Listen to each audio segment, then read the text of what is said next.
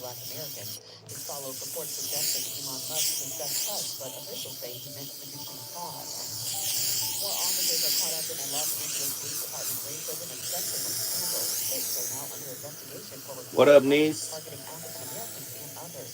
A lieutenant allegedly heard it all but did nothing.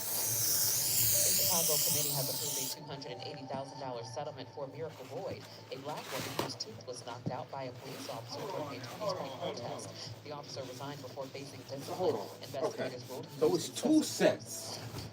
Of Mississippi Governor songs? Tate Reeves Yeah. ordered flags at I Park don't. Staff today The to honor second set. Robert G. Clark Jr., the Which state's is the first black R&B legislator. songs that you want Yes. those, not the ratchet hip hop songs anymore. KPIA News on demand 24/7 So wait, on the no. iHeartRadio app. They're all a part of that same set.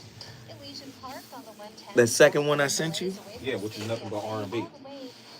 Perfect. So what are the songs that you want played while you're Talking? While you're talking, yeah. Those ratchet ones. The ratchet ones. Yeah. But the R&B songs are the songs that we're playing coming in and out of In break. and out of break. Got Yep. I can't find all of these ratchet songs. That's I why. know, because some of them are dirty. Yeah. Yeah. I'm hip. Okay. Away from Ontario Avenue, better past Wyrick Road. Think It Up is an initiative to activate student-powered, teacher-led learning projects. Students and teachers, how can you spark great learning experiences in your classrooms today? Join at thinkitup.org. Hey, this is Zoe Williams, the voice of reason, and for over 20 years, Parkside Economic Development Corporation has served Leimert Park and surrounding communities, empowering tomorrow's leaders and changing lives. Parkside EDC has awarded over $400,000 in college scholarships while sharing economic principles of the Big Five of money with students and their families. Parkside EDC partners with organizations like the Brotherhood Crusade to assure our youth have the financial acumen to succeed. Parkside EDC provides families and businesses with financial insights, offering free online, on-site, and on-air B-Warp presentations. The Black Wealth Attainment and Retention Programs helps our community acquire, sustain, and pass down legacy wealth. High school seniors can apply for this year's scholarship awards at parksideedc.org. Scholarships will be awarded at Parkside EDC's Gospel/Jazz Brunch on Sunday, April the 27th. For details, tickets, or donations, What up, please everybody? visit parksideedc.org. Welcome in. This is a community call to action from KPLA. What you Talk. talking about? You like what? What? Hey, so I'm calling your show 'cause I need to Taking care of the babies, yeah. show me which way to go before I throw my man out the door. Okay, hold on a second, Keisha. Just let me ask Ronald exactly what's going on because it takes two to tango, and I need to hear his side of the story. So she's driving me insane, got stress heavy on my brain. She keeps playing silly games, man, I'm about to bring the pain. Thank you, Herschel. We seem to fuss and fight every day and every night. Thank you, brother. Please give some advice so we can see the light. See the light.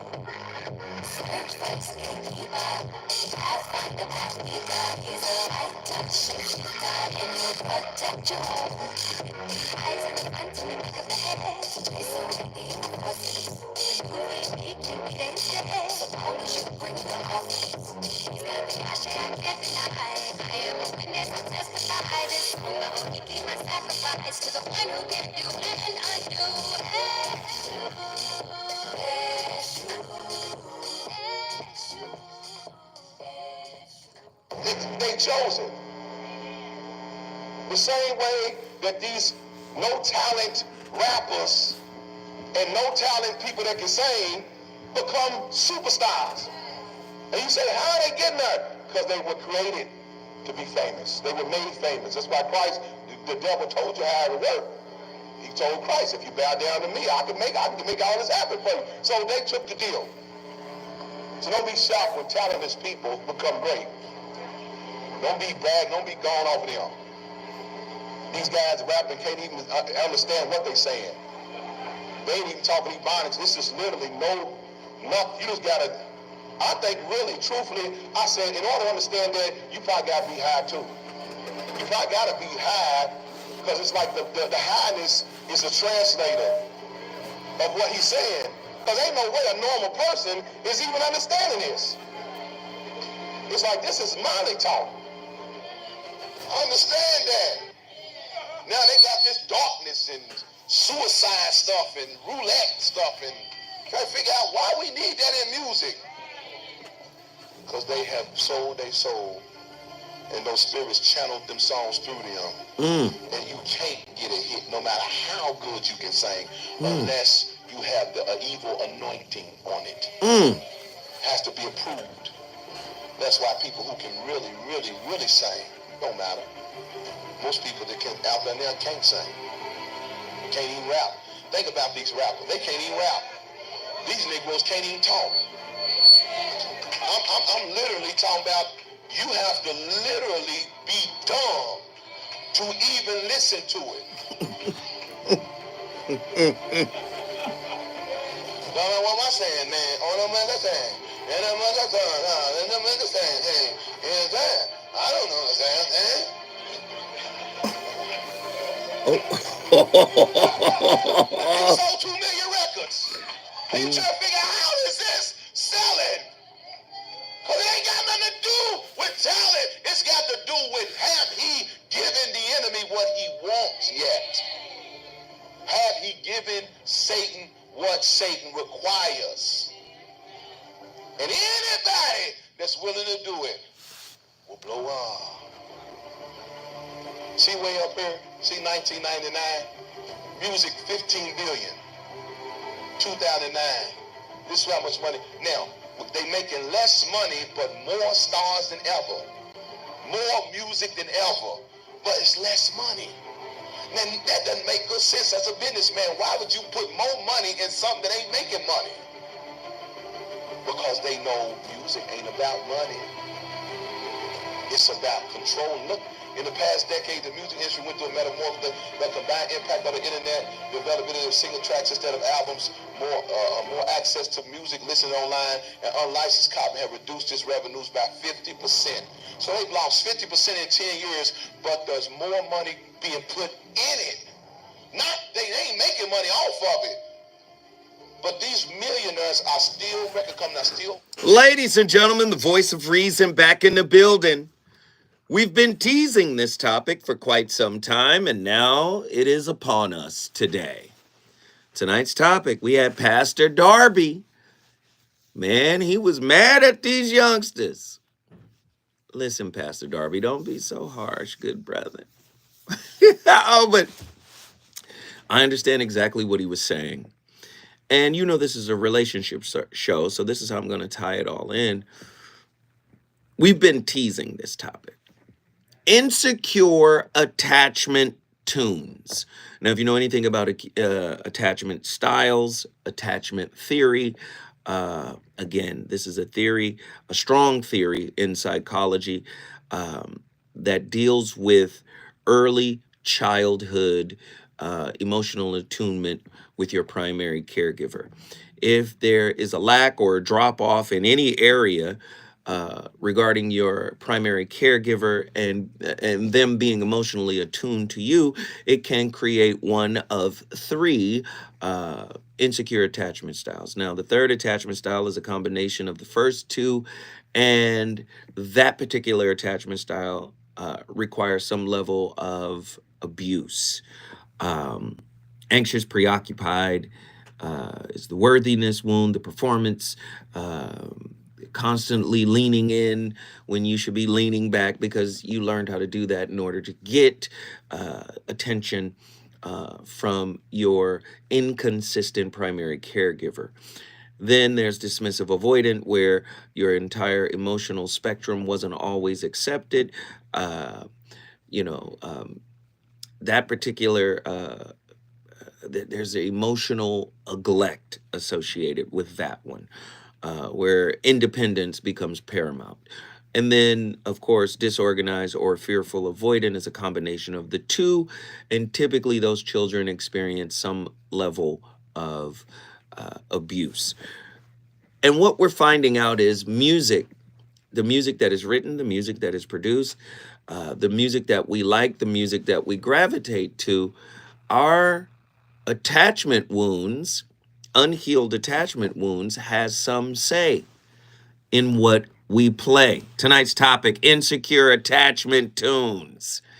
An intriguing exploration of the rhythm of unhealed attachment wounds through the influence of insecure songs. 1-800-920-1580. This is going to be one of them ones. Lord have mercy. We got insecure records we going to play. Oh, Lord, this is going to be crazy. Sonic genocide. How big tech's AI DJs and 90s R&B weaponized your DNA into attachment warfare. The music industry isn't just entertainment. It's neuro-spiritual genocide. Spotify's AI, trained on Skinner's operant cruelty. Addicts, black femmes to, oh, this is going to hurt, Mary J. Blige, tear-soaked anthems.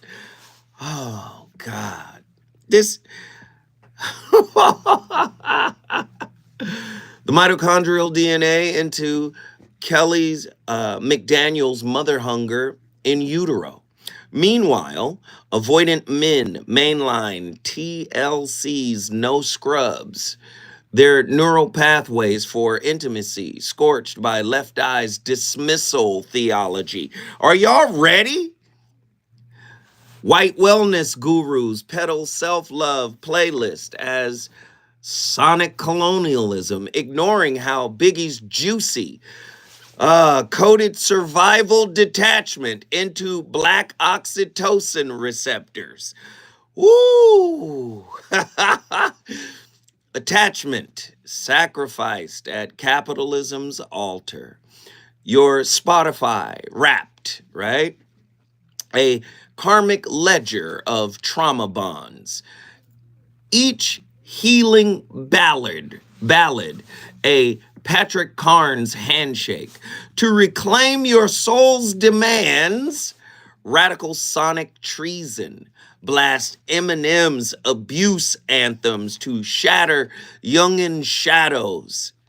Then hijack Goddard's quantum fields to rewrite Lauryn Hill's X Factor into your ex's obituary. Healing isn't gentle. It's sonic reparations or death. Tonight's topic. Come on. Ooh, these attachment tunes. Are y'all ready? Are y'all ready? Let's get it. AI as a karmic DJ. Can Spotify's algorithms trap your soul into B.F. Skinner's operant hell? Ooh, my goodness. Question. Do AI-curated insecure attachment playlists exploit Daniel Kahneman's peak end rule to addict users to Kelly McDaniel's abandonment loops, turning big tech into Patrick Carnes' digital pimp. Get on the phone lines, 1-800-920-1580. Why do you like the songs you like? Why do you gravitate to the beat, the rhythm, the flow, the lyrics? What are they saying to you? How is it moving you? I want to know. Why is it moving you the way that it does? Here's the empirical insight. fMRI data shows algorithm-driven music spikes nucleus accumbens activities 23% higher than random play, neurologically hijacking free will. Sonic womb warfare, how 90s R&B rewired black mitochondrial DNA for intergenerational trauma bonding. Question: did Mary J. Blige's Not Gonna Cry epigenetically oh God, stimulate the cortisol receptors in black women, calcifying Queen Afua's sacred womb trauma across generations? Here's Lipton's insight. Lipton studies how descendants of 90s R&B listeners exhibit 18% higher amygdala activation during relational conflict. 1-800-920-1580. Is your attachment style, your insecure attachment style, choosing your playlist? Quantum revisionist love, using Neville Goddard's mental diaries to retroactively heal the 2000s hip-hop heartbreak. Oh, this is going to be interesting. This is going to be interesting. Get to your phone lines. I want to talk to you. Can reprogramming memories of Ja Rule's Always on Time collapse parallel realities where you still crave Lindsey Gibson's emotionally immature exes? Insight. Stanford trials show Goddard's revision techniques reduce breakup rumination by 37% when paired with 528 hertz. Y'all know the hertz that the music is created at?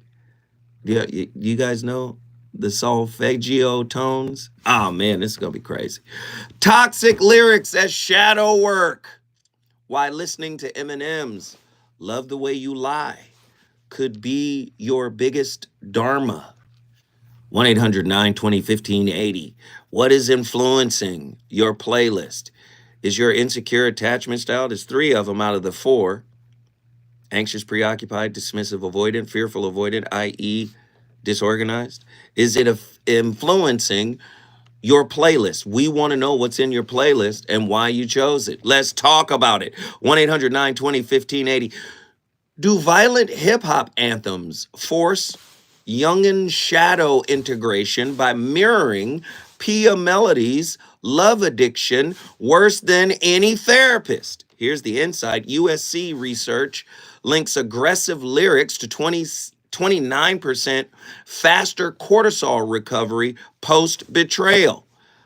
What? Trauma exposure therapy via Spotify. 1-800-920-1580. Spiritual bypassing in Beyonce's Irreplaceable. How empowerment anthems mask avoidant attachment. Ooh, wee. Does chanting to the left, activate Jean-Paul Sartre's bad faith? Letting avoidance spiritually cosplay growth while dodging Carl Rogers' congruence.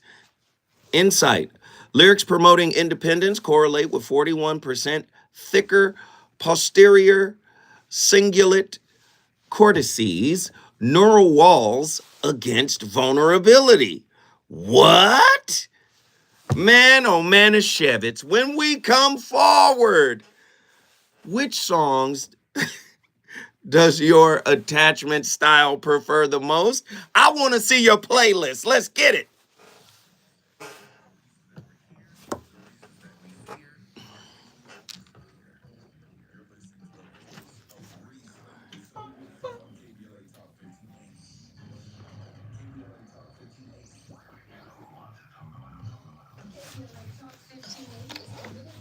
Crazy show tonight. Crazy show tonight.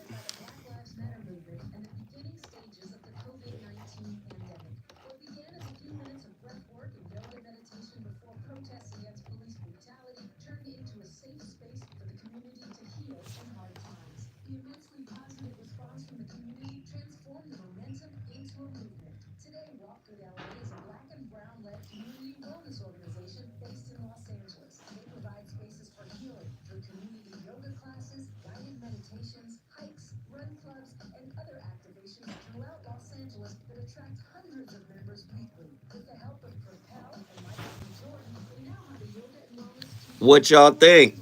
Y'all tell me. What y'all think? I saw Lloyd Hinton in the building. What up, sir? What up, Empress? What up, what up, what up?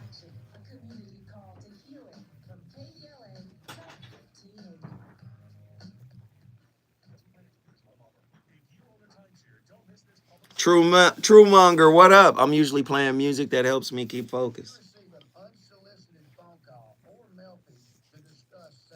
Get to your phone lines. I want to talk. We don't need a lot of setup for this, okay? Call in. Like, call now.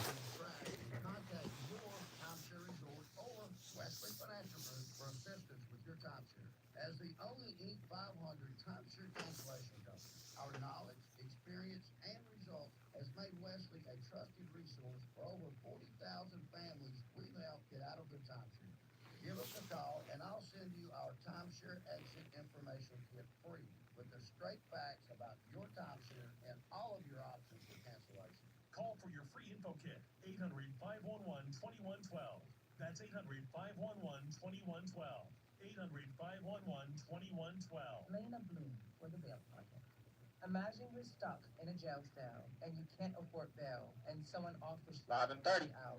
Just plead guilty, and you can go home and kiss your kids goodnight. What do? What thousands have? You plead guilty whether you are or not. Cash bail makes live in 30 seconds. That's why the bail program helps those who can't afford it while fighting to end cash bail. Because freedom.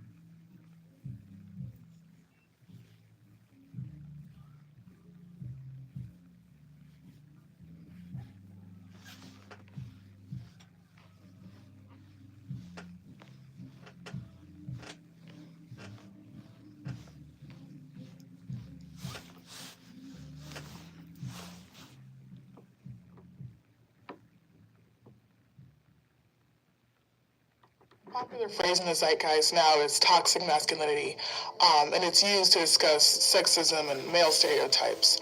How has this concept manifested within the Black community? Well, I think about something that happened in a barbershop about like 10 years ago or so, and there was a young Black father who came in with his son. The son, looked to be pretty young, and explained to the barber that he was getting his kid his first professional haircut. As soon as the clippers got near the kid's ear, the kid started crying. He was sort of yelling, and he was sort of screaming, and it was really kind of unnerving him. And the father, instead of comforting his child, yelled at him and said, "Stop it. Stop acting like a baby. Be a man." This kid was maybe about 3 years old, but what did this story instill in him about what it meant to be a man? It meant to sit there and take it and not complain and not say anything. And I feel that boys who are raised hard don't become men; they become blunt objects. because that has ramifications for communities, but in particular for black men. I think it's a coincidence that, black men's life expectancies are short because they don't do the things for their health they're supposed to because they have to be strong. And I understand messages of black male strength. Man, tonight's topic is crazy. Attachment tunes. Are your unhealed wounds picking your musical playlist? Think about it. Think of our history. I don't even have to mention, being a former, music executive, A&R, right? For Madonna and others. I don't even have to mention. Just think about the progression of our music, and it was born out of our trauma, right? Joplin's ragtime, right? The blues, right? Rhythm and blues, right? We can go on and on. Hip hop, born out of a traumatic period, right?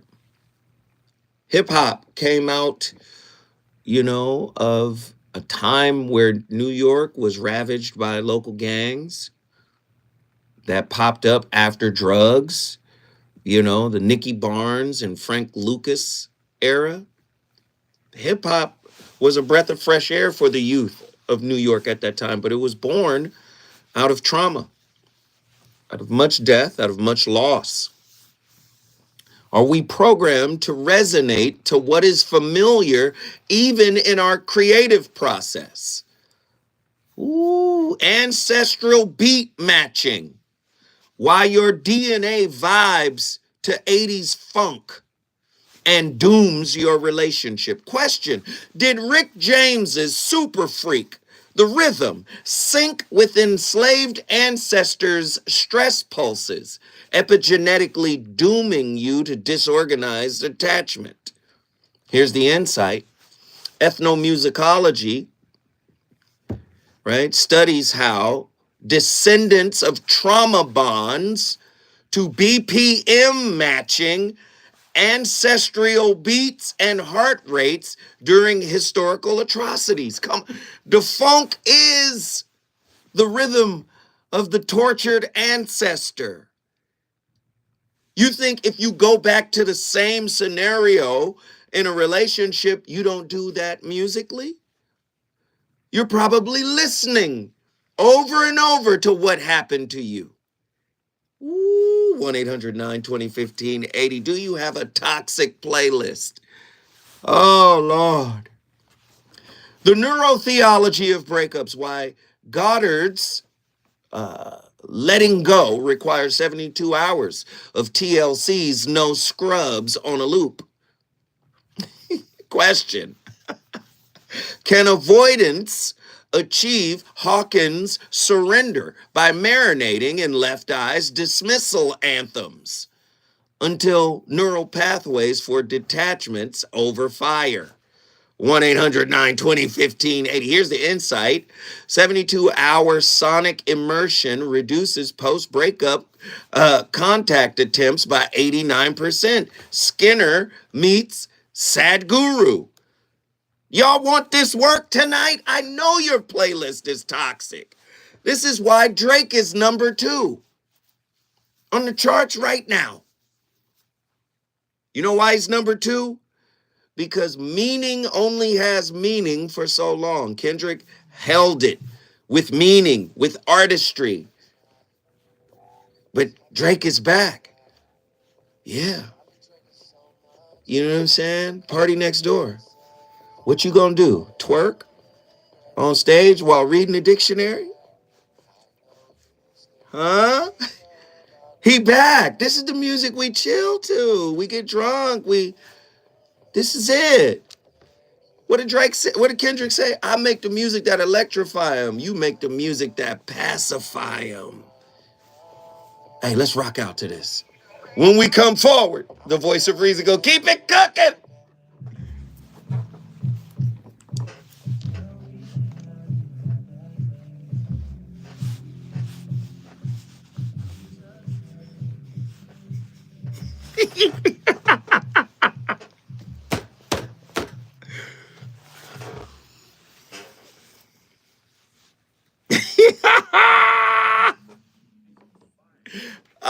This setup is crazy right now. That's the only way we can get Drake to be played on the Voice of Reason now, huh? Hey, Only for the night. just for the night. For the night.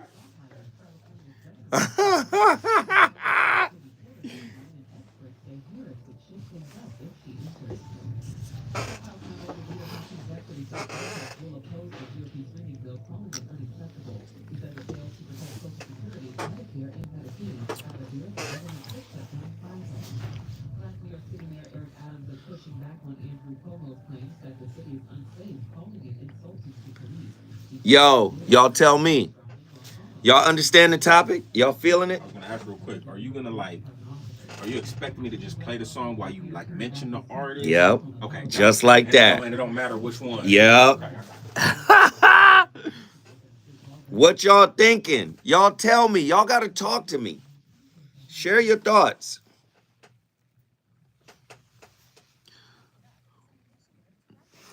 Expound. Because from your comments, it triggers things.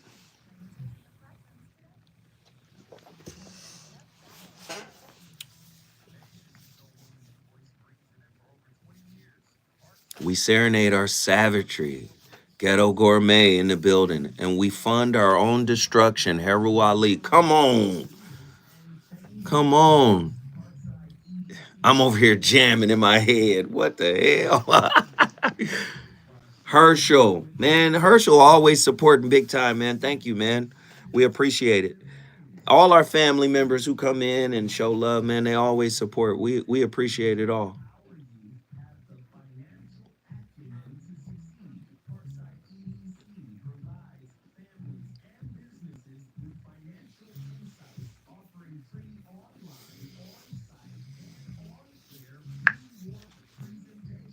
Yes, everybody shout out Herschel. Hit that like button, share it, like it up, share, like, subscribe.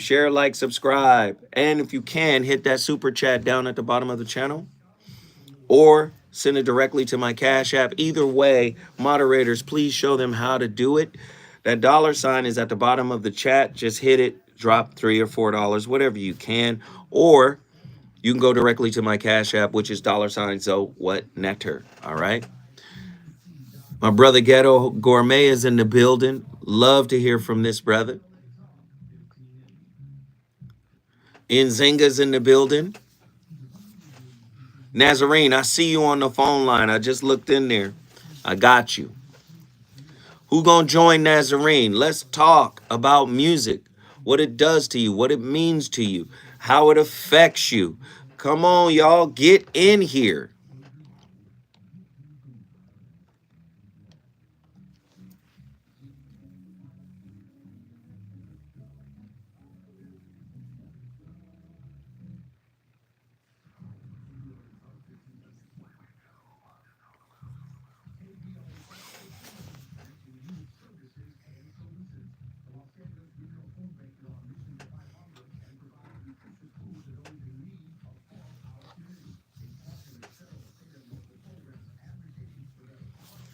Very rich topic, man.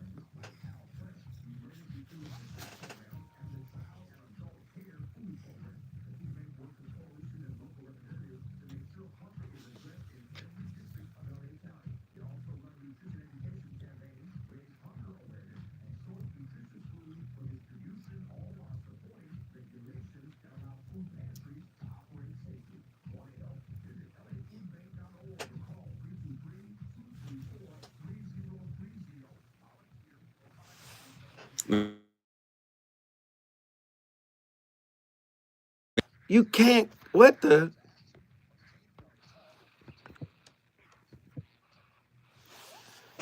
Testing. Can you hear me? Can you hear me? Can you guys hear? Testing. Can you hear me? Okay.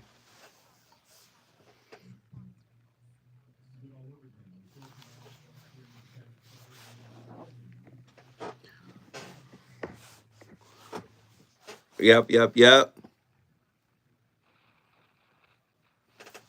1 2 1 2. I'm like, you didn't almost, you actually called.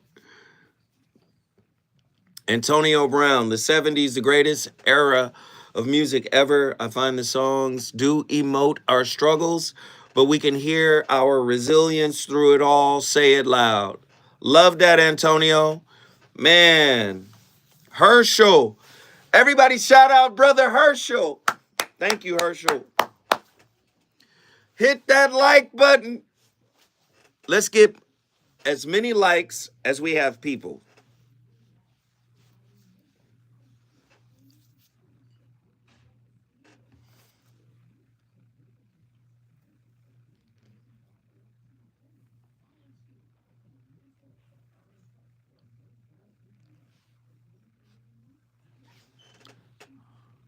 Herschel, where you work is diabolical.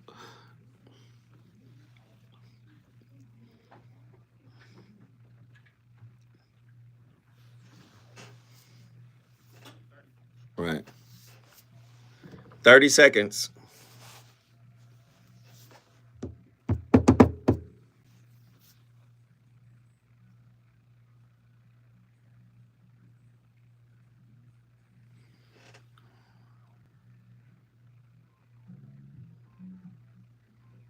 I like that, Marty.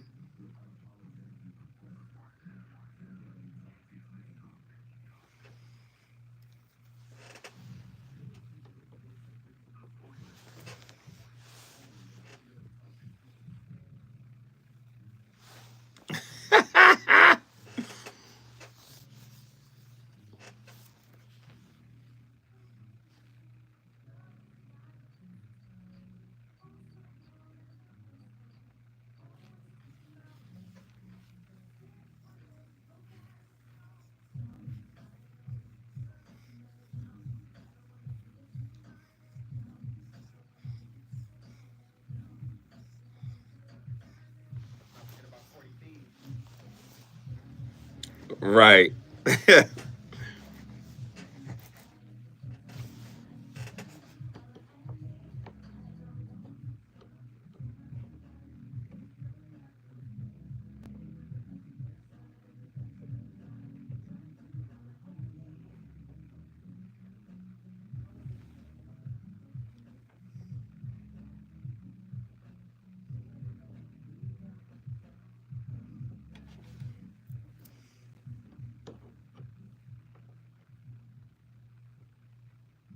Believe it or not, is a neurological phenomenon.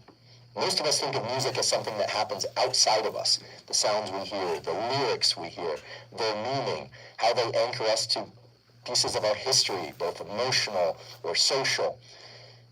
It turns out that when we listen to music, it activates nearly every piece of our brain. Moreover, when we listen to music, it activates our brain in ways that our brain itself, and indeed our body as well, help to create that music at the level of so-called neural ensembles, that is, the firing of neurons. In other words, when we listen to music, our brain and our body become part of the instrument that contributes to our perception of that music. Man, do you think you would like the same music that you loved when you were unhealed versus healed? When you heal, and I mean really get in there and clean it out, do you think you would like different music? I'm interested to know. 1-800-920-1580. It's mainly the reason why I'm so taken aback when I see so-called civilized people screaming, "What's my favorite word?" You understand? Wait a minute. Wait, hold on. I guess it's not disrespectful when we're all singing it together. No disrespect to Too Short. That's a legendary record. I love that record. Right? But isn't that reminiscent of going back to a toxic, familiar space? I'm just, hey, what? What? Come on. Come on, Bay Area. Get, hey. I go on and on. Hey. Why does this move us so when we hear it, right? Did Biggie's Juicy neurally entrench hustler detachment as protection against systematic abandonment? McDaniel? Trading secure bonds for capitalist armor, money, clothes, and bros before garden tools, right? Up with bros, down with garden tools. Ooh wee, here's the insight.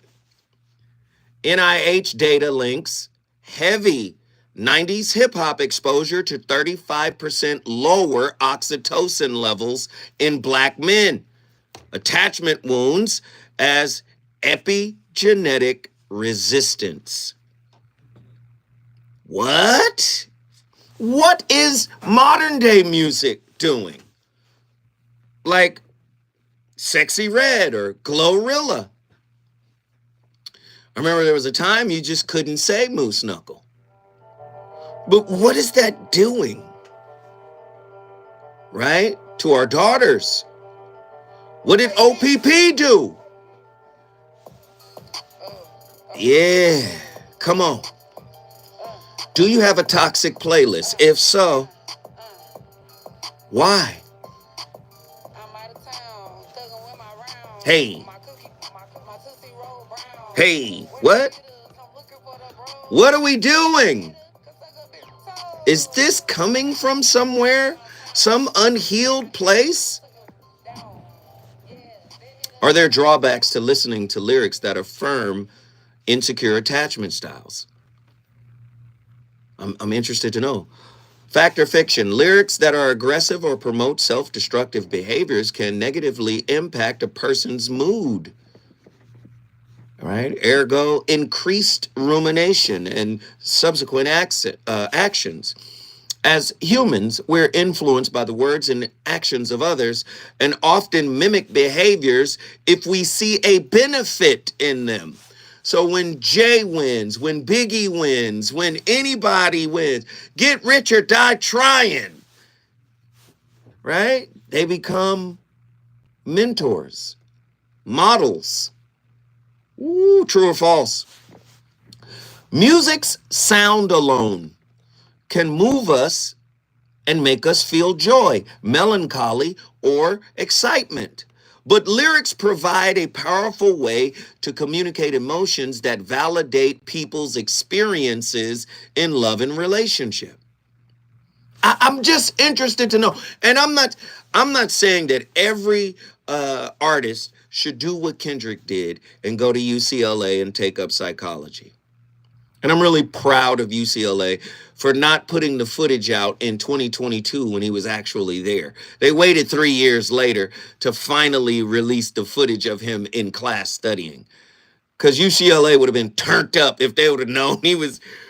And I just love the campus. They just kept it quiet. He's here to get this information. True or false, an avoidant individual might find validation in lyrics such as, I'm never going to let you close or choose me again. Listen to that. Every time you hurt me, I cry less. Sam Smith. Too good at goodbyes. That's Sam Smith. I'm too good at goodbyes. Think about it. That fits the avoidant. There's separation elation when they break up. They feel good when they break up. They don't think about it until later when the anxiety drops and the feelings raise back up. But in the moment an avoidant breaks up with you or discards you, right? They're good at goodbyes. They feel good. They feel like a weight has been lifted off their shoulder. This might be a song, right, that they could go to for reassurance. What toxicity lurks in your playlist? 1-800-920-1580. I see the phone lines. An avoidant individual might find validation in the lyrics such as, I'm never going to let you close to me. I'm never going to let you close to me again. Like, you don't get to get close to me. Every time you hurt me, the less I cry. That's Sam Smith. Wow. True or false? Music and its lyrical content, or the message it conveys, has an impact on how people behave. Come on, we know this to be true, right? We're not hiding from this, are we? I want to know what you think. We got callers on the line. And before I come forward, right, I want my callers to share with me, you know, the music you listen to. And if you know your attachment style, maybe it would be nice if you could share, like, just share with me, like, this is my attachment style and this is the type of music that I resonate with, right? This is, you understand? This is what I'm feeling and this is why I play it. And this is the type of, feeling I get from listening to it. Some people listen and feel melancholy. Some people listen and feel encouraged. I want to know what the attachment style is and the type of music you listen to. When we come forward, we're going to the callers. Let's get it.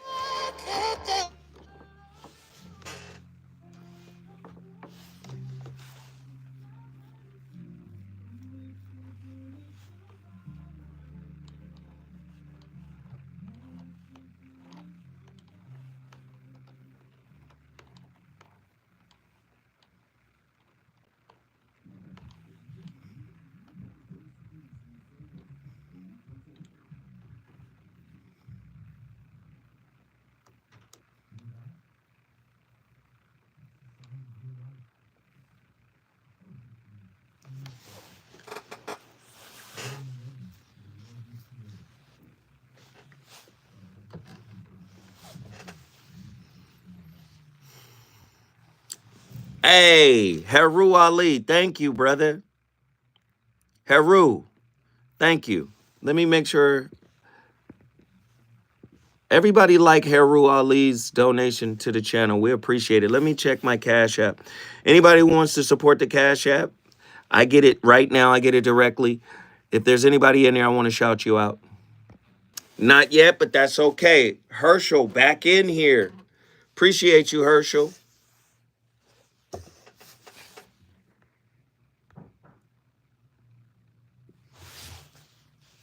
What'd you say, Eddie? You loving this one? You like this topic?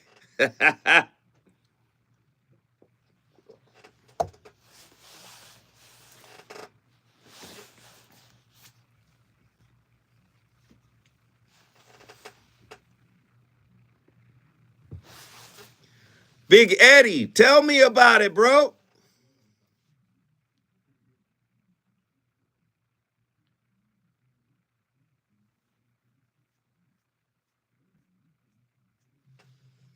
We got two callers on the line. I don't know what the hesitancy is.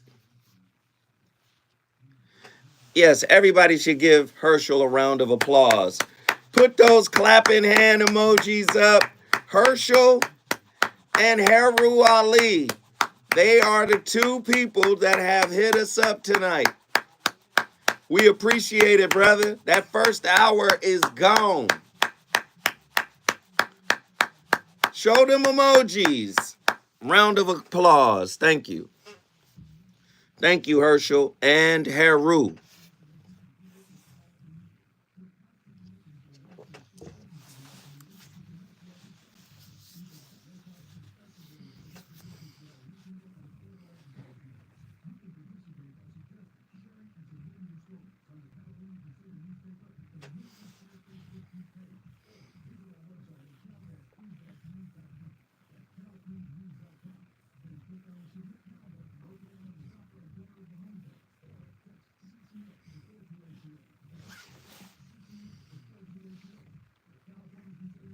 Much respect, Herschel. Seriously.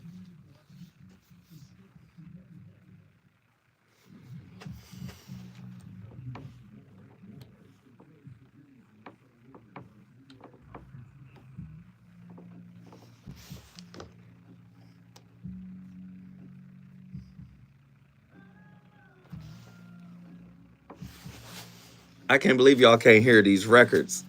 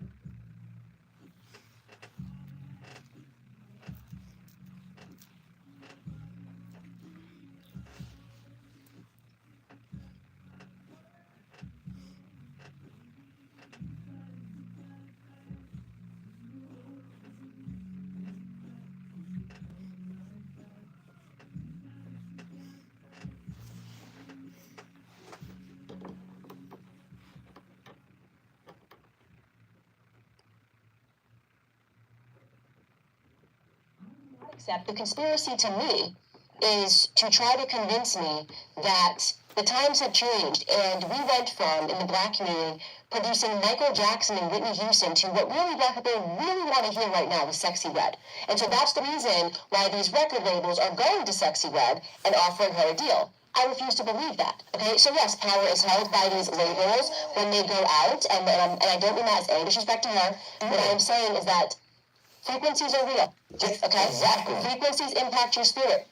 You and I know that. There's been brothels and strip clubs and stuff since the old profession. I'm talking about music. So, okay, and I'm saying, and I'm talking, yes, and you are correct, but Confucius said, listen to the music. Yes. And there's a reason for that. Society. He knew this. This Chinese philosopher knew this back then, and there's people who, in my viewpoint, have a lot of power in the music industry also understand that.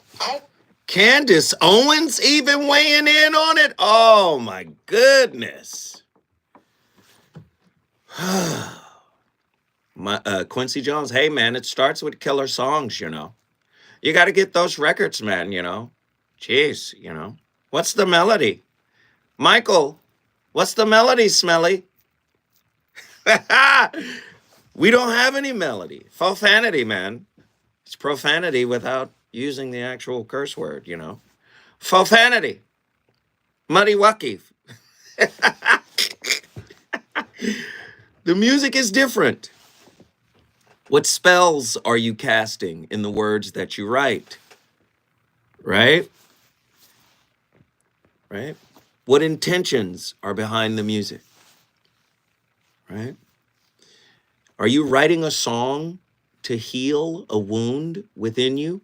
I've already told you, from the entertainment standpoint, typically the artist is some type of empath or, you know, some type of SLDD, self-love deficient, borderline narcissist, you know. They need the adulation. The thing that they didn't get at home, they get validated for on stage. They get on stage and the stage gives them what maybe their father or their mother didn't. Right?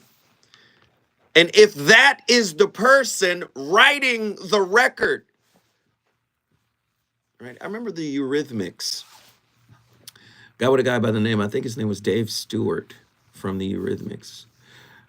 I think they did they got with Deepak Chopra, Dave Stewart from the Eurythmics, and they did a song called Everything is Music, right? And it was just basically saying everything is energy, right? First law of thermodynamics. Energy can never be destroyed. It can only change form. So they changed it to everything is music. Everything has a rhythm. Everything, you know, has a rise and a crest, just like rhythm, just like music. And if everything is energetically charged, can the unhealed wounds of the writer, the composer, right, imbue that energy onto the tape? You know, I was talking to, or I heard the homie talking, and that's DJ Quick, and he was talking about analog, and he was talking about tape, you know, And he was like, all of the energy in that room, right? When you're recording, gets put on the tape. Not just the music, not just the vocals, but the energy of the people in the room vibing. And I can remember, I worked for Maverick Records. I worked for Maverick Warner Brothers, worked for Madonna. I'm actually in the studio with a group that I had given a demo deal to. And we're recording. And we got a little choir in there. And the toxicity of the people in the room did something crazy. I'm not even going to. We were doing a song called Zigzag. And the record was so dope. But it was really a song that was in line with what the I Got Five on It record. It was that kind of record. But we had a choir, and it was a vibe, right? And we recorded it, and we got the performances that we wanted. We listened to it all night long, and then finally we left the studio. Turned everything off, so we thought. Turned everything off. When we came back, the 2-inch master reel-to-reel had turned itself on and destroyed the tape. And again, we tried to record it again, and when we recorded it again, the magic wasn't there. But what I recognized later, we recorded 10 records on this particular group. I'm not going to say their name, but we recorded 10 records. And every label we took it to, even my own, in the meeting, they loved it. They were like, oh my God, this is revolutionary. This group is like Wu-Tang, Outkast.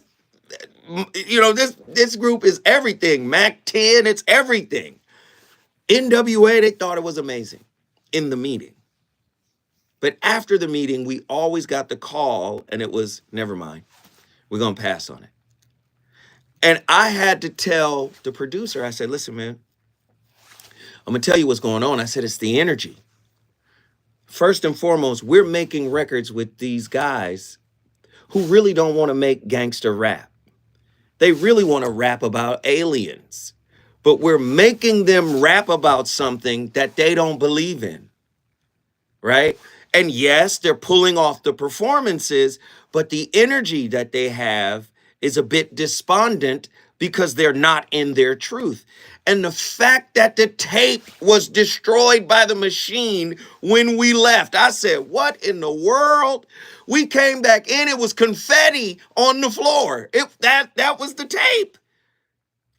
But every meeting we took, people throwing chairs, the beats, the performance, everybody was like, oh my God, this is it. But we always got that phone call later. No, we're going to pass.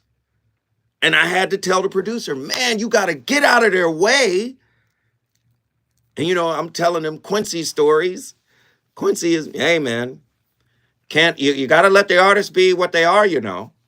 You can't tell the artists what they are. They got to come in as that. And then, you know, we build around what they are, you know. We're not here to make you something. You got to be something when you come here, you know.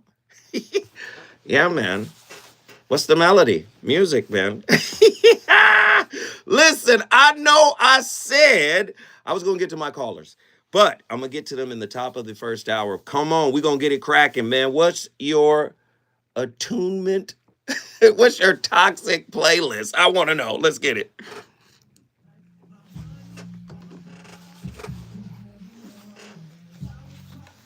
That's a real story. My homeboy Truth. Y'all remember Truth? My homeboy Poet. He was in that group.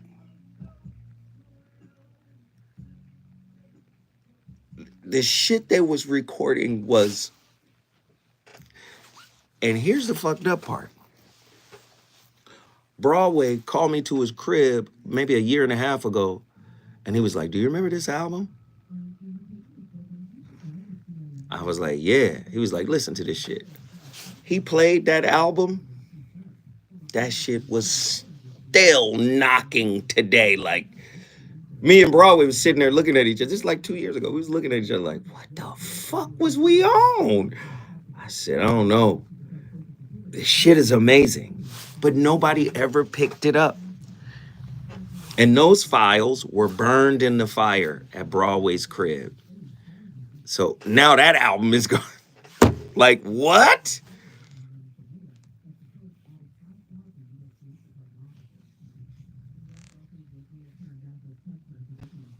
All those files are gone, burned in the fires. But when I tell you, this is 93 when we're recording all of this stuff. 93, 94. 93, 94, 95. Just imagine Ice Cube, KRS-One, and Volume 10 all in one nigga. That was one rapper in the group. Poet, Kool Moe Dee said Poet sounded like the West Coast version of Big Daddy Kane. Young Poet. When Moe Dee first met Poet in 97, Poet was rhyming. We played something. He said, this nigga's the West Coast version of Kane. Them niggas were extraordinary.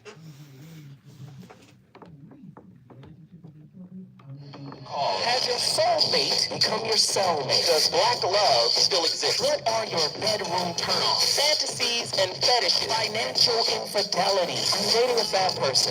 Are they worth the wait? Trust me, this gonna be crazy. How about the heavy snack? The child wasn't his, and he still had to pay child support. It's a very heated topic. Oh, that right. Mama's baby, daddy's maybe. I just have so many questions I want to ask you. I don't like the kids. Is there something wrong with them? That's what I'm saying. Betrayal has been committed. He hit you with a bad touch routine. How does he maintain his pomposity? He likes it when it pinches my nip. Why can't you open up, brother? I'm a karate man on the inside. They don't show their weaknesses. Yeah. How do you write women so well? So Williams. Reason and accountability. The voice of reason. Today, we will be sharing with you 5 interesting ways that music can affect anxiety and depression, based on an article from issue 3 of the Psych2Go magazine. When someone is diagnosed with a mental illness, there are many forms of treatment they can choose from. They may take medication or go to counselling or therapy. Some may also find that music helps them. Research has shown that music can have a strong effect on us. It can alleviate anxiety and depression, increase spatial awareness, and enhance mood. Interestingly, the genre of music can be important as well. Researchers from the University of Utah Pain Research Center have found that listening to music helped to reduce pain in those who were highly anxious. Ladies and gentlemen, the voice of reason back in the building live from Leimert Park. You already know what it is. KBLA Talk 1580. Tonight's topic, man, is crazy. Attachment tunes. Insecure attachment tunes. Yes, tunes, songs. Sonic alchemy in the crucible of human connection.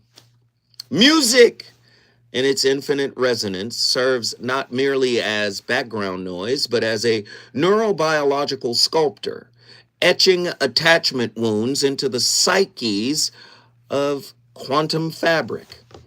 Tonight's topic, we posit that insecure attachment styles, avoidant, anxious, and disorganized, dance to the rhythm of curated playlists, while lyrics act as mantras reinforcing relational trauma, drawing from B.F. Skinner's operant conditioning and Thomas Campbell's holographic reality. We explore how Spotify algorithms and ancestral lullabies conspire to shape love's neural architecture. I know you don't want to hear it put that way. Is your playlist toxic? Is your playlist your longest lasting relationship? Your most meaningful relationship? My goodness. When avoidant individuals loop Sam Smith's Too Good at Goodbyes Mirror neurons amplify Babette Rothschild's somatic disassociation, calcifying emotional withdrawal. Dopamine surges during Louis Capaldi's Someone You Loved. Neurologically conflate abandonment with erotic charge, reinforcing Patrick Carnes' trauma bonding. Functional MRI scans reveal codependence, frontal lobe or prefrontal deactivation mirrors Zen meditators, suggesting chaos addictively bypassing mindfulness, as Thich Nhat Hanh warned us against. This is heavy stuff. Operant conditioning transforms playlist into Skinnerian traps. Spotify's anxious attachment mix exploits Kahneman's peak end rule, addicting listeners to Pia Melody's love addiction cycles. This is why I say most people don't know the difference between love and addiction. Love is freedom. Addiction is prison. This is why breakups hurt, not because you love someone, but because you're addicted to someone. You gotta stop mislabeling addiction as love. Love is the highest form of consciousness. It means if she's better off over there with somebody who loves her the way she wants, if you loved her truly, you would allow her to go through the process lovingly. Ooh, hold on. My abandonment issues want to do you get it? You're attached. You're not in love. You're attached. Do you see? We try to bring everything down to the level of our wounds, right? Everything has to be brought to the level of the wound. Wait a minute. Love ain't enough. Because if somebody loved you and they still hurt you, your mind is in defensive, protective hypervigilance. That means you've been hurt, so you can't see past the wound's translation of reality, the wound's interpretation of reality. You can't see past that. So all you can see is potential threats. That's what hypervigilance is. You are not healed. And when you're not healed, the propensity or the chance for you to love deeply and truly is lessened. Why? Because love is a high level of consciousness. You can't approach it from the bottom of your wound's souls. Where your wound walks, you can't see the reality of love. That's why you have concepts like love isn't enough. You just haven't climbed high enough in your spirit to come in contact with it. That hurts. I'm sorry. Please forgive me. Aggressive lyrics. Per Thomas Campbell's holographic theory, collapse relationship wave functions into John Gottman's four horsemen dynamics pre-conflict. Neville Goddard's revision techniques retroactively alter trauma imprints in Billie Eilish's Bury a Friend, suggesting time's malleability in sonic therapy. Are y'all ready for tonight's topic? Ancestral trauma encodes in blues. Ancestral trauma encoded in blues. Scales Lipton's steers anxious attachers towards Amy Winehouse's Back to Black as karmic reenaction. Oh, I don't even want to talk about this. No. Are y'all ready? We got callers on the line. I want to talk to them. Nazarene X has been on the longest. Nazarene, you're calling from Atlanta, Georgia. What are your thoughts on tonight's topic? I'm going to try to be rapid fire ready. Just go ahead and go. These days, I've taken the test and everything. I registered as secure attachment style. I am an MC. My first love was dance. So it's like embodying the music and the rhythm and so forth. These days, like, it all depends on my mood as far as what I tap into. Definitely there's power in it, timing, just heat and magic in every bit of what you dial into for whatever time. So, like, if I'm in the garden playing things, with nature, like, because I'm in, you know what I'm saying, gardening and all of that. I'll play a Miles Davis type of vibe for them, like just the musicianship. I just love that. If I'm trying to get my mode right, about to hit the road or something like that, I'll go from Sade, Cherish the Day, to Project Pat, Cheese and Dope, and Dance Now, like just get that going on. Love jazz. I'm not necessarily country music, but I even stumbled across some country tunes just on the random on the hum because like they be talking that talk like it's all good, it's all love. So I love a message. So it can definitely get you dialed up, you know what I'm saying, like being in tune with whatever rhythm and that flow. Mm-hmm. One idea I had off the top, because like again, like years back, like over a decade ago, I had come through a relationship, but long and short, I used to use and still use like my journal and stuff like that. Just again, as an MC, I use the studio or the booth again as my outlet, as that sounding board. And sometimes you just got to get things out. You can speak for others, you can speak for yourself, and all of that. I believe that, and looking back at this one particular track, more than likely, I had some form of insecure attachment style that I had to grow through. Which one and was for it? The longest time. Well, like I don't know. That's what I'm saying. So I was seeing if I could like maybe just rip through some of the lyrics and Go see ahead. to help identify it. Sure. Try to just run through it. So something like it started out like I fell in love with the woman that you pretend to be. I won't keep wasting all this energy.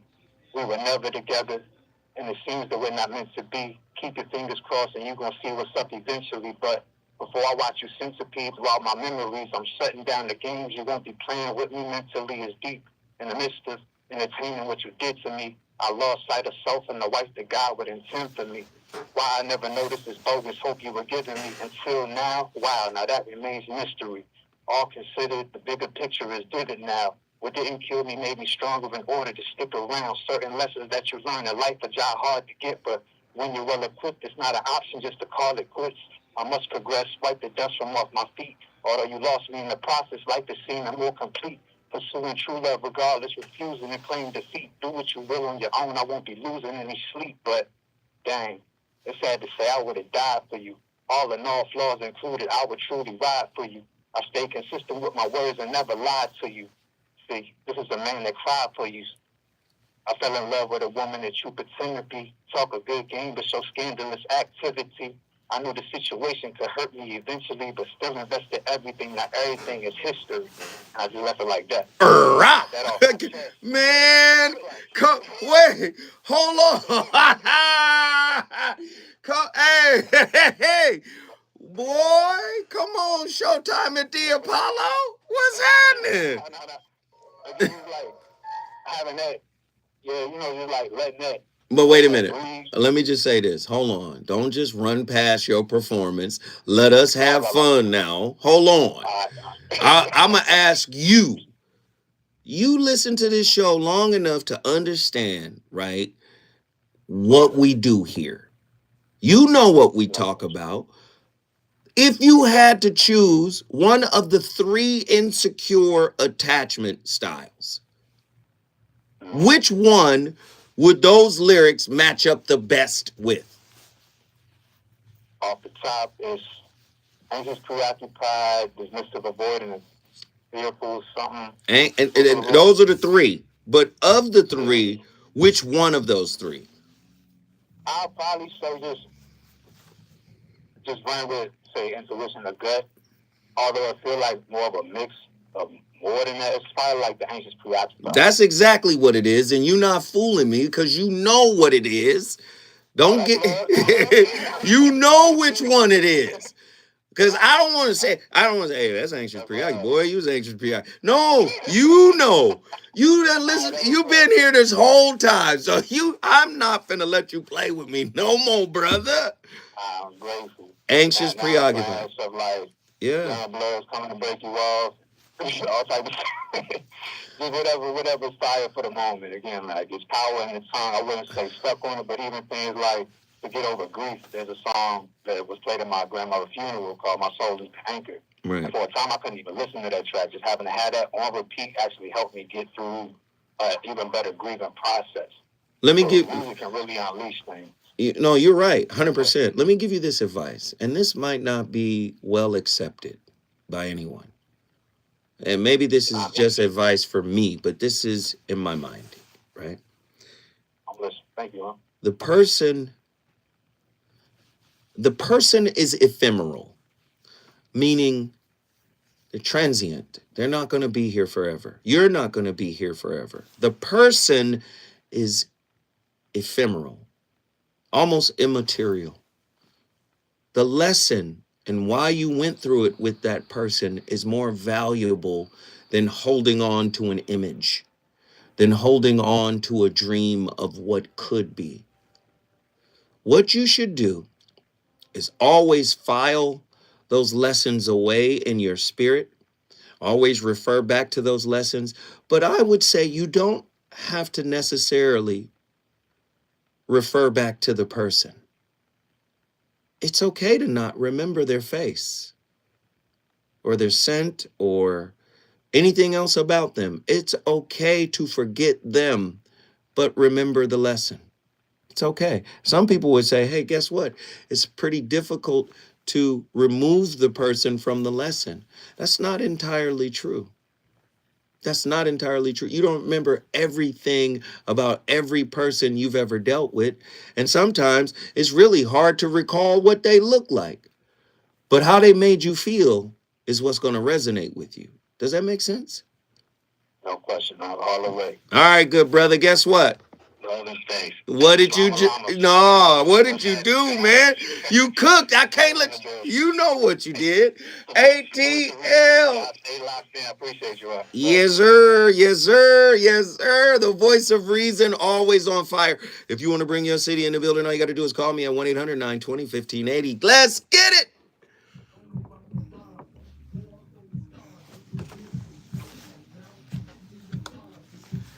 Yo, this shit crazy. Hey, you did your thing, boy. We only got one caller on the line, and I'm going to bring her in right after the break. But come on. Y'all want me to talk the whole show? Nobody going to call in? Where Davy Lee at?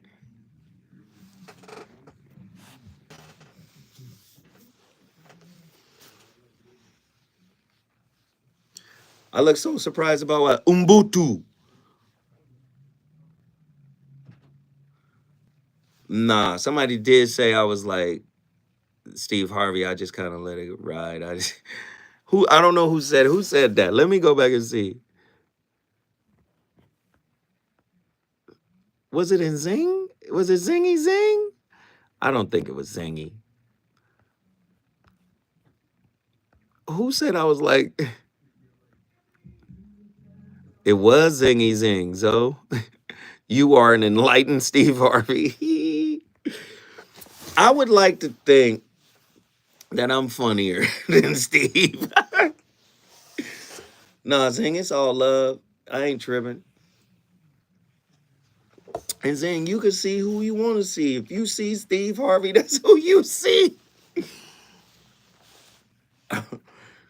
Hey, we're doing a great job on the likes, man. It's 62 people in here, 68 likes, none but love. And guess what we did? I know you were, babe. It's all good. It's love with me. Don't trip. Shit, we're at $100. Basically, 98.99 is where we are on the super chat. We did great. We didn't get any cash apps, but that's cool. That's cool. We're almost at $100 here on this live, and I appreciate everybody for sharing and showing love. He's big on holding the cookie for days. Zoe hasn't said, what is holding the cookie? I mean, I know what the cookie is, but what is holding it for days? Like, I don't even understand. Yeah, I'm going to go on back over here. Herschel. Man, Herschel, you done gave half of this, dude. Oh, the 3-month rule. Got it. And Zenga. We appreciate them little ones, too. We love them all. We're already at 102.98. I appreciate y'all. Thank you. And Zenga. Thank you, thank you, thank you.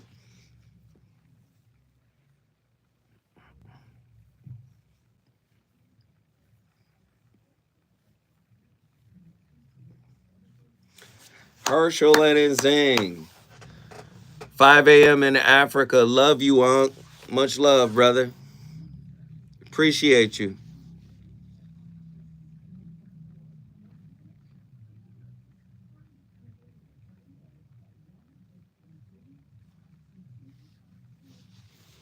But what I was telling nephew, yeah, it's okay to just take the lesson and nothing else with you.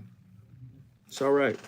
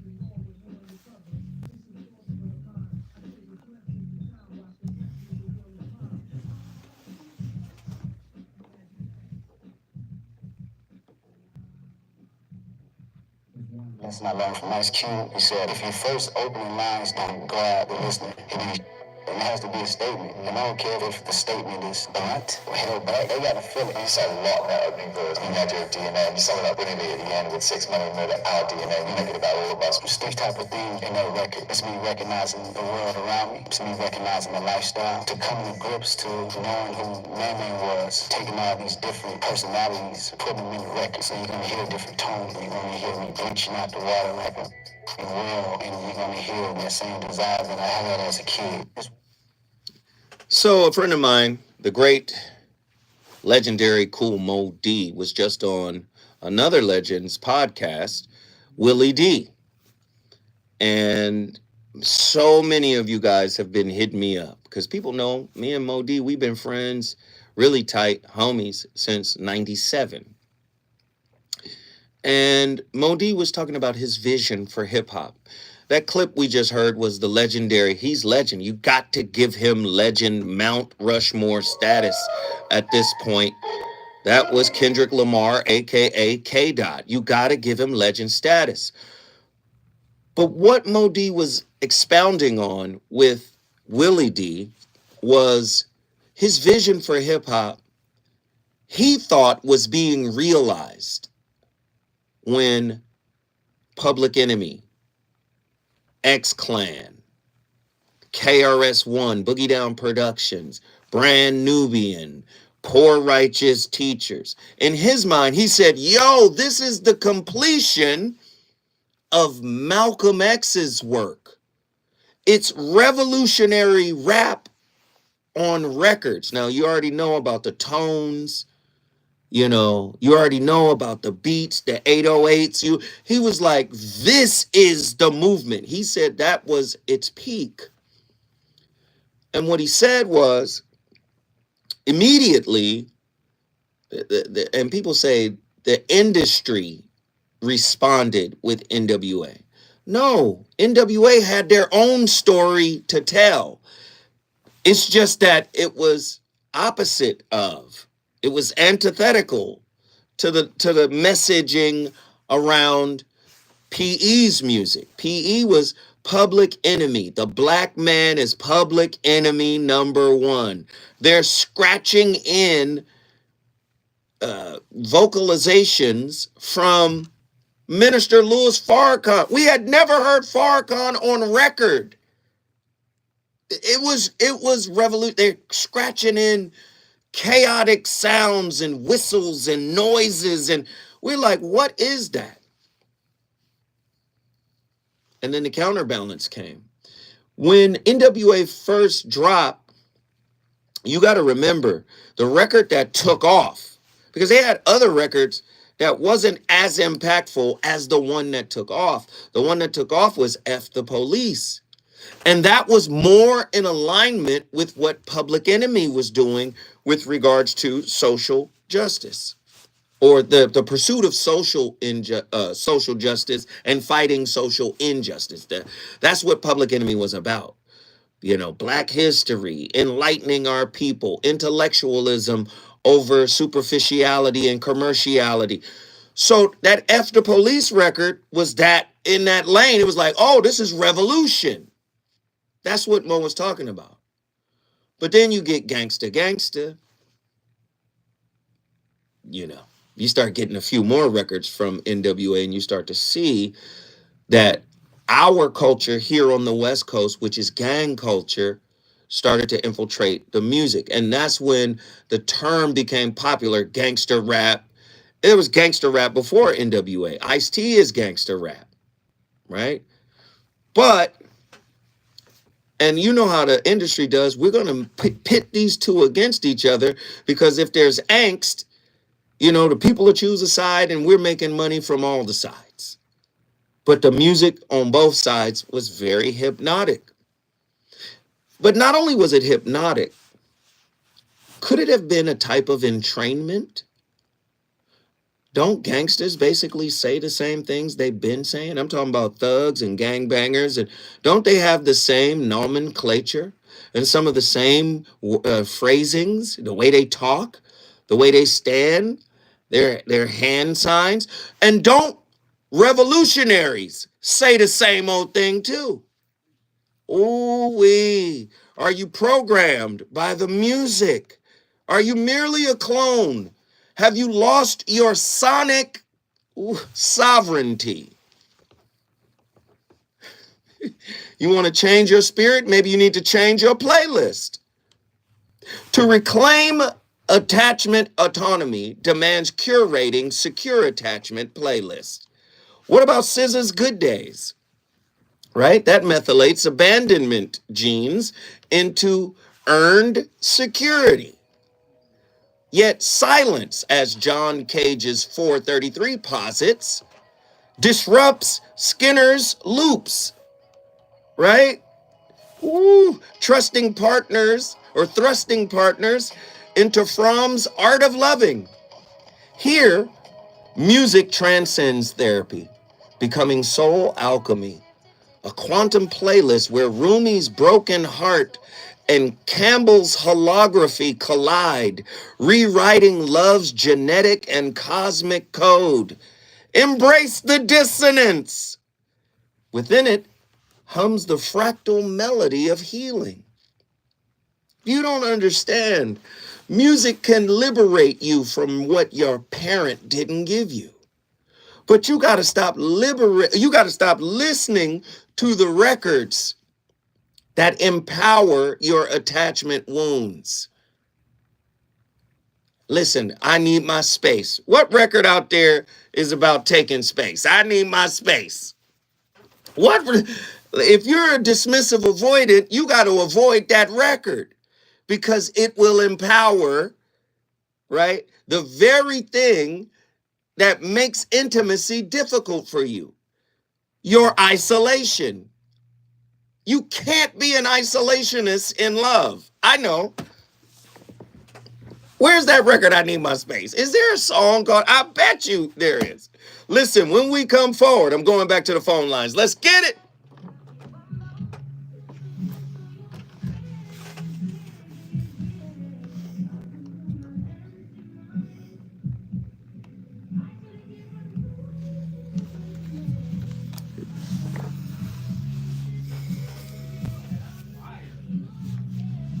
What?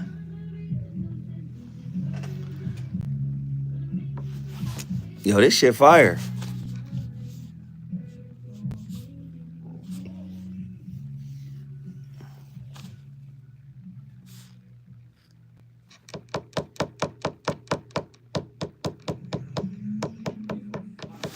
Am I making any kind of sense?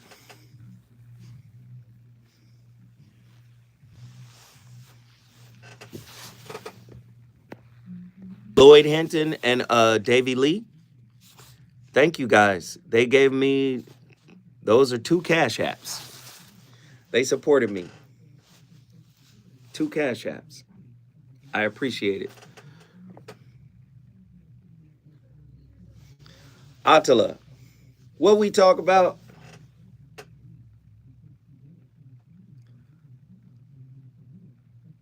Oh, regarding the lottery, you ain't got to write it. Don't type it out.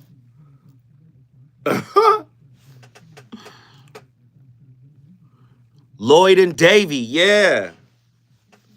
Lloyd Hinton has always been a staunch supporter of the Voice of Reason, the shows, me. Um, quick thing, I got it in my house, and I tend to try not to bring things into my house from other countries and from other people. I'm very skeptical. Everything gets a nice little Florida water wash down. But Lloyd Hinton gave me something, I think he got it from Africa, and it's literally in my house. As soon as I walk in the door, it's right there on this mantle. And it was one of the most thoughtful gifts anybody has ever given me. It has my name on it. It's like an award.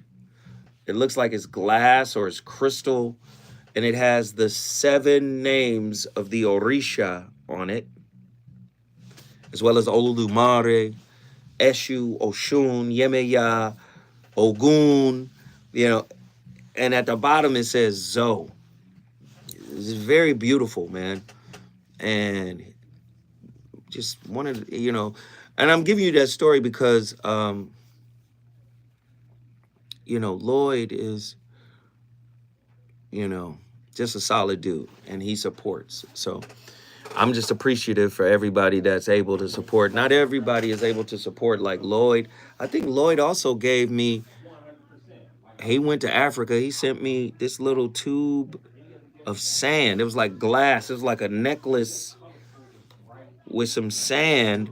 I think it was from the slave quarters or the slave encampments along the Ivory Coast. Correct me if I'm wrong, Lloyd. But like Lloyd is a very thoughtful. I think so. I think that's where it's from. Lloyd is a very thoughtful brother, and he's been hella supportive of the Voice of Reason in more ways than one. And I just want to extend a thank you.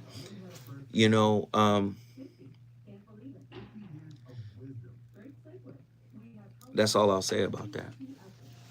Thank you, brother.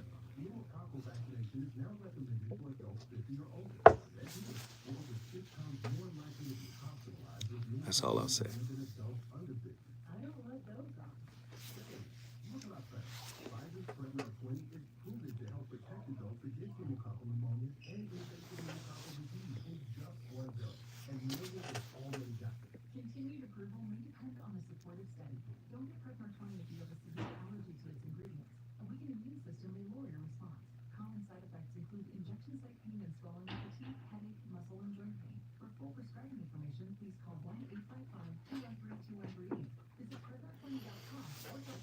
Hey, this damn thing flying. It always flies. What the fuck?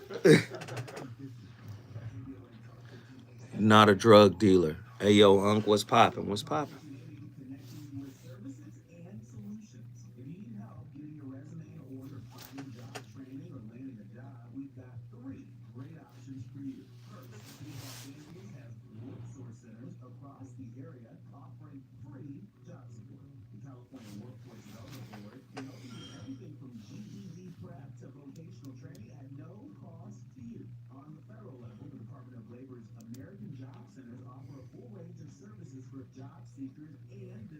Diamond Blue, what's up, Zoe? Appreciate all the gems daily. Respect.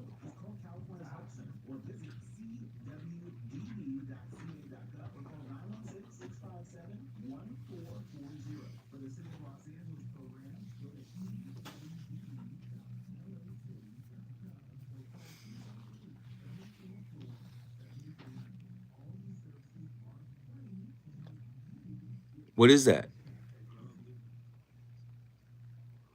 Heru, what is that?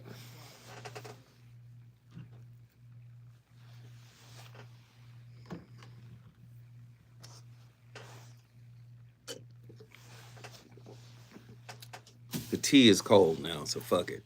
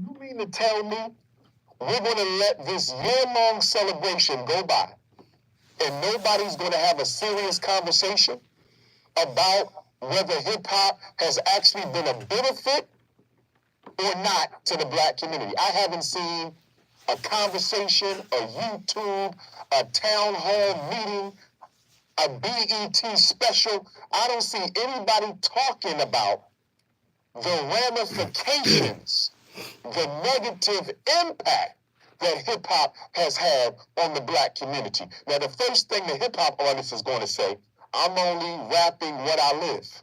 But you don't live it no more. The minute you start making money, you moved out the neighborhood. So why are you still rapping about drugs and death when you don't live around that no more? That means you're a hypocrite. If you're telling me you're rapping what you live, you don't live it no more. And if you're so done. So I don't know what to say to Los Angeles, to the 12 million people listening to KPLA. We got the clinical insights, right? The empirically supported data here. Questions. You heard from Candace Owens. You heard from KDOT. You heard from, that was Dr. Umar, right? Who else we play? So many powerful voices, right? But let me just get down to what Zoe thinks. I am so sick of being on planet Earth with secondhand human beings. What does that mean? Krishnamurti talked about secondhand human beings.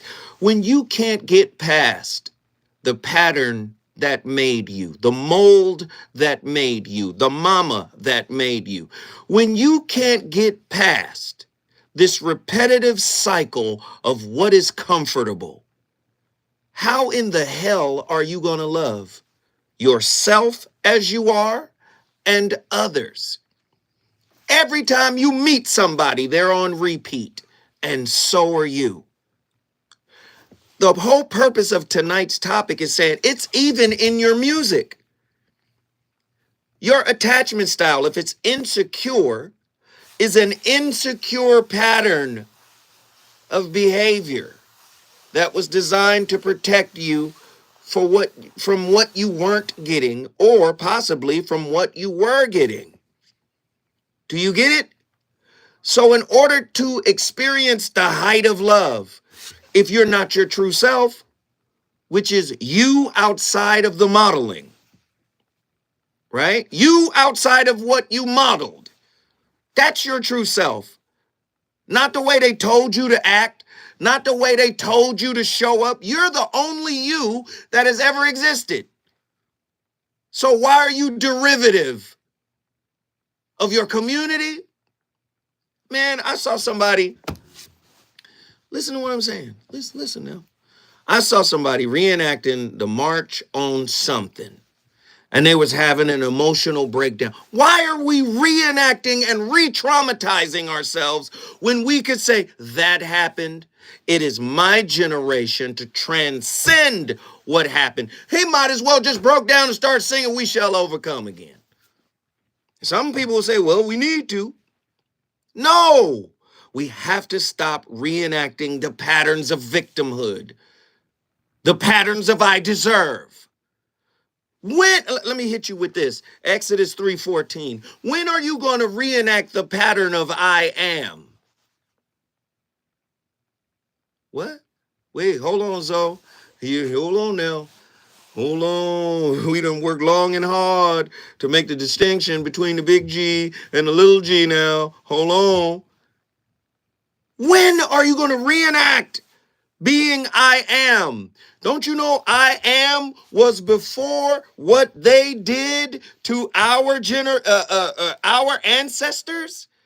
The I am is before that. Don't you know our little 400 years of abuse in their hands is merely a grain of sand in the time we've been alive generationally? It is a flash in the pan. That isn't to say we should marginalize it or minimize it or say, oh, it doesn't matter. Yes, it matters. But the patterns you continuously reenact matter too. Do you understand? Listen to your music. What is Glorilla talking about? Why? What is the other little girl talking about? What's that girl? Brokey. Oh, Lord, here we go. Here we go. What is Lotto talking about? Right? What is Drake talking about for that matter? What? Hey. What is Cardi B talking about? Hey. Do you see what I'm saying? Your fear of poverty is choosing your mate. Your fear of poverty. You don't even have the power to define what poverty is to your soul. To your soul. Did you? Come on, man. I'm telling you, go into your playlist and see what quiets your spirit. You might find what your relationship worked there. Why do I like this kind of music? The human brain, in its synaptic plasticity, molds itself around repetitive stimuli like clay, hardening under a sculptor's hand.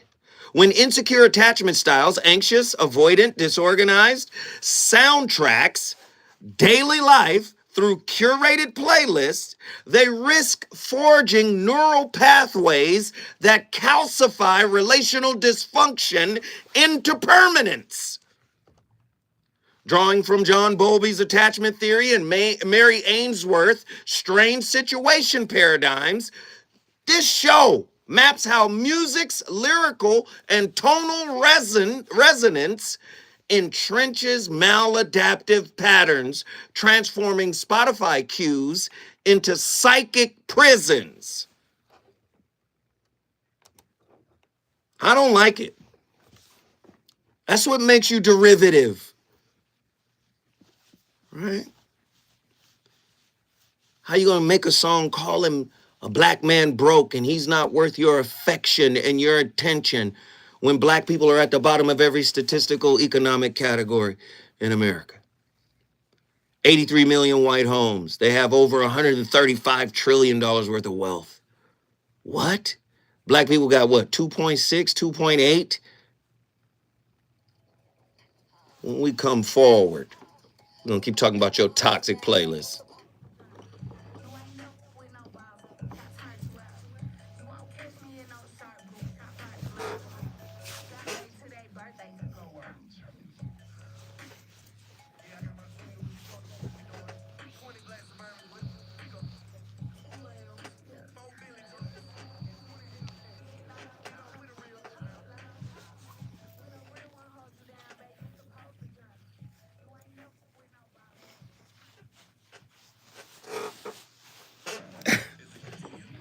Attila said jam.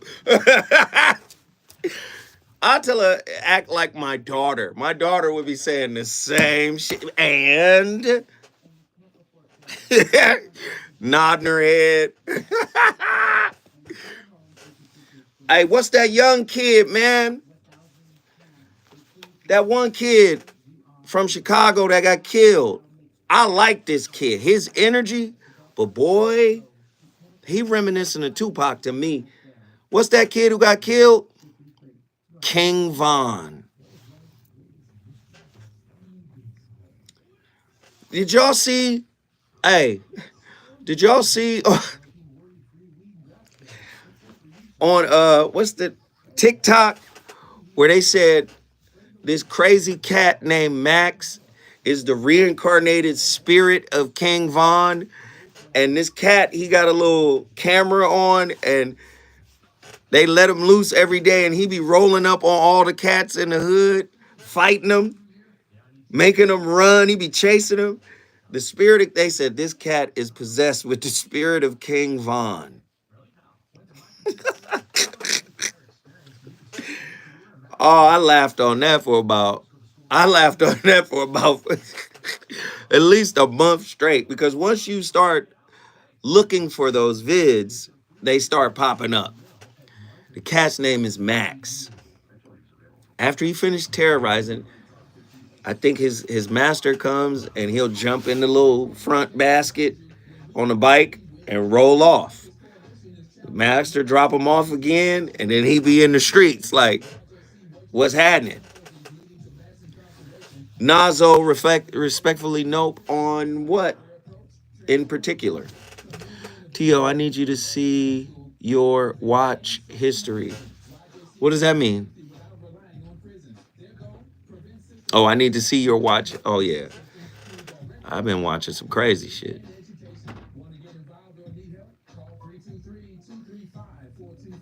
The cat is hilarious.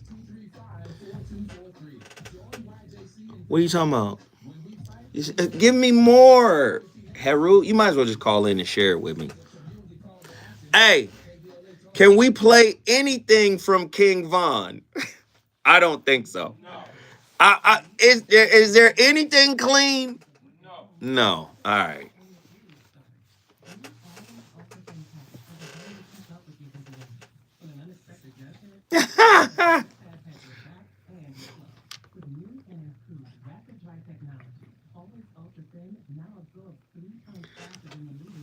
I don't think so. I don't. Truemonger, I don't. But that's what they were saying. I was like, wow.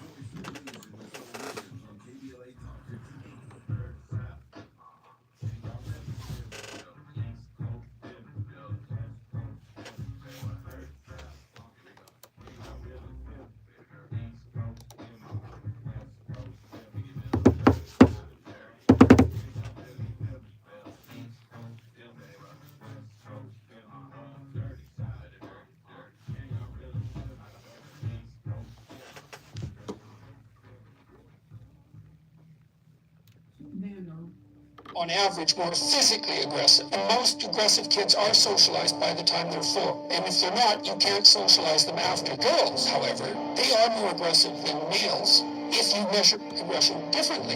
They use reputation destruction. But reputation destruction, that translates to social media unbelievably well. So maybe it's time to have a little chat about toxic femininity. Wow. Whoa. We're on fire today. This topic is insane. We got callers. I want to get them all on. Final 10 minutes of the show. Let me get everybody on right now. What happened to Nzinga? I was just about to grab. What? Okay. Attila, Houston, Texas. Get in here. Well, hello there. I'll let you make it on the clips tonight, so. Ooh-wee. Okay. Minus the Dr. Umar, you feel me? But all of it was there. I mean, I had to roll with all of it. Let's go. Well, so you know my attachment style is fearful avoidant. Mm-hmm. in my playlist right now, I love SZA. I love her so much because she's going through a metamorphosis, and I can relate. Homegirl is in therapy. She has this song called Far, right? And at the beginning, she's talking to a therapist, and she's basically saying, I'm going through a lot of rejection, yada, yada, yada. And the therapist, he says something really profound. He says, well, that's great, because if no one wants you, then you're free. I was like, hold on. Come on. What? Come on. What? So it's interesting because, like, in the song, essentially, she's lamenting over basically not being chosen or whatever the case may be, or feeling as though people are turning their backs on her. But at the end, you kind of see her transformation, and I think her music is following the same kind of track, if you will. Mm-hmm.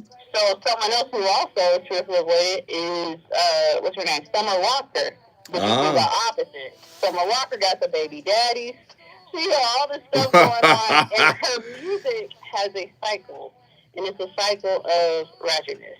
Wow. But other than that, I'll just say this. I think we are trading in our authenticity for things that are just a little bit more fun on the surface, but they bring you a lot of trouble in the end, right? Wow. It's not worth it to be heartbroken and go and make a mistake that lasts 5 minutes that may last you a lifetime, as my grandma would say. And you know what you said? So other than that... Say again what the therapist said to her at the beginning of the record? Yeah, so she says, like, I'm going through a lot of rejection. And he's like, well, that's good, because if no one wants you, then you're free. I love that. And then I would also add to that, the rejection you experience is the exact same thing you are doing to yourself. Like this internal rejection. Do you say you're not enough? Do you say you're unworthy of the love that you seek? And these are the words that you say to yourself. This is not the word that you project outwardly through your mask. Are you saying this to yourself? How are you treating yourself? Because self-rejection is a magnet for external rejection, right? I love it. I love it. Hey, guess what you just did, Attila? Houston, Texas. We got all kind of anxious, preoccupied, dismissive, avoidant playlists that Have You Ever was hella anxious, preoccupied. That we didn't even play it. But man, that baby face. Which one? I'll pay your rent. I'll do the moonwalk. All of this. Soon as I get home from work, listen. I'm going to do all of this. I'm cooking. Simping is anxious, preoccupied. Let's just go there. Ha! 1-800-920-1580. Davy Lee, Arkansas. Get in here. What are your thoughts? Yes, sir, man. I'm just peeping the scene, man. I'm just listening to you. And I want to say, man, music does really control the mind. It can warp your mind, man. I've seen, kidding certain the killers, man, overnight. Man. It's crazy. So it is. You got to be very mindful of what you put in your mind. Yeah, I like listening to certain things in the morning to get me with that fun stuff, like free spirit, like Earth, Wind and Fire. Maybe some R&B like Bell Biv DeVoe or something like that. Something simple, Right. That reminds me of my growing up stages, my childhood. It keep me free, Right. instead of thinking negative all the time. I love that. So I put on that Chief Keef about the ride or something. That Chief Keef. Old block. I hear you. Hey, man, guess what you just did, brother? I brought y'all to Arkansas, man. Come on. Arkansas in the building. We appreciate it. If you want to bring your city in the building, all you got to do is call me at 1-800-920-1580. In Zinga, Pensacola, Florida. Get in here. Hello, my phone died. Thank you for taking the call again. You know it's love. Come on. I'm in corporate. I always had a corporate job. Mm-hmm. So my listening is probably going to be on the more vulgar side. I mean, one time my dad was like, what are you listening to? And I was just like, oh my God. Yeah. So there was a little bit of shame behind it. So, thinking back, he was like, why don't you listen to this? Why don't you listen to this jazz station? So I started listening to the jazz station, and I like that when I cook. It puts me in just a real good mood. I can cook a whole Thanksgiving meal. I just, Apple, you can put the stations in. So I got Etta James, Miles Davis, and I got Billie Holiday. Those are my 3 go-tos for jazz. Oh, I love that. I love that. If I'm in a real good mood, I don't know, in Pandora, you can just punch in Paul Mooney. And every time I pronounce the name, will pop up. Yes. Influenced everybody. Mm-hmm. So, but I really think my music, it kind of runs the gamut. Mm-hmm. Because, I grew up in the 80s. So, you listen to everything. So I can't say one specific genre. But if I had to, it's probably rap, and it's probably going to be a little hardcore. I ain't mad at you. I listen to hardcore rap too. But as I get older, I find myself leaning towards instrumentals. I listen to a lot of instrumentalist jazz, chill. I'm finding the lyrics wanting, right? And I've been moving away from that. But guess what you just did, young lady? So I brought Pensacola in the building. We love you. We love you. Thank you for taking the call. Hey. Listen, man, I just like to start the conversation. It's really up to y'all to end it.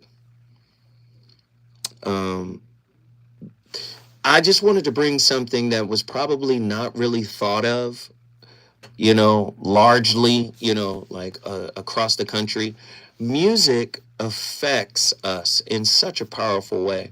And if we're unconscious of what we're choosing to listen to, I think it was Common who says he's very selective about what he feeds himself. And he said it's not just food, but it's music, it's people, it's magazines, it's television. He's very careful of what he puts into his being. And I think that's important, man. Look like this here, Anxious Preoccupied.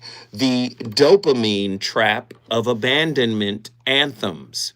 Songs like Louis Capaldi's Someone You Loved or Adele's Hello. Weaponize Daniel Kahneman's Peak in Rule. I done said that a few times. I want you guys to look it up yourself. It crescendos of orchestral despair, imprint abandonment as, neurologically addictive. Each chorus, I let my guard down, and then you pulled the rug, triggers dopamine surges that conflate love with loss, reinforcing Patrick Carnes' trauma bonds, right? I just think it's important that we understand, man, relationship is the university of you. You're never going to escape you. Not at any point in time will you ever escape you. And relationships are so uniquely positioned to turn the flashlight on you. I just want you guys to understand that. Here's some songs. Attachment playlist, Her, Focus, SZA, Good Days, right? Silence as a Reset, John Cage's 433, right? Because those are some attachment songs. There's some anxious songs. Someone You Loved, and we don't want to do that. Adele, Hello, we don't want to do that. Amy Winehouse, Back to Back. Hey, I'm not saying get rid of these songs. I'm just saying understand what they might be triggering within you. All right? Listen, I'm Zoe Williams, the voice of reason. I'll be back tomorrow with another absolute slapper. Thank you guys for tapping in. You know what it is. Deuces.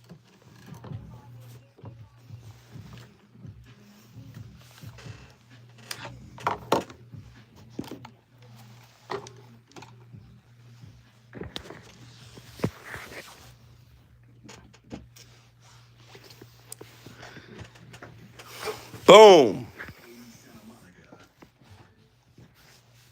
Boom. Hey, everybody. Love y'all. Appreciate y'all. Thank you. Man. That shit was lit. Some of them songs you mentioned wasn't even on the list. I was trying to find that. That's all right, but the way you was floating them in, that worked for me. Brokey wasn't on there, but I threw that on there. Hey, come on. We cook with that. I'll see you tomorrow, man. I got another one lined up for Shiggles. Appreciate y'all. Thank you. Deuces.